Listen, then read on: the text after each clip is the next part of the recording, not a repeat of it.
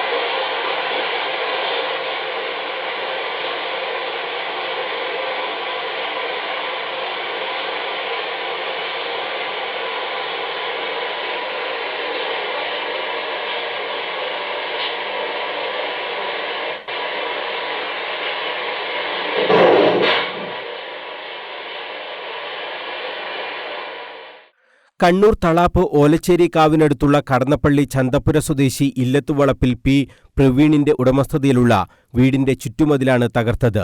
28 വൈകിട്ട് 4 മണിക്ക് ശേഷമാണ് പറമ്പിൽ അതിക്രമിച്ച് കടന്ന് മതിൽ തകർത്തത്. തളാപ്പിലെ ജയനെതിരെയാണ് ടൗൺ പോലീസ് കേസെടുത്തത്. മതിലിനു പിന്നിൽ പതുങ്ങി നിന്ന് ആഞ്ഞു തള്ളിയാണ് മതിൽ തകർത്തത്. CCTV ദൃശ്യങ്ങൾ കിട്ടിയിരുന്നില്ലെങ്കിൽ കാലവർഷത്തിൽ മതിൽ തകർന്നതായാണ് ഉടമസ്ഥരും കരുതുക. മുൻവൈരാഗ്യത്തെ തുടർന്നാണ് ഇത്തരത്തിൽ മതിൽ തകർത്തതെന്നാണ് നിഗമനം.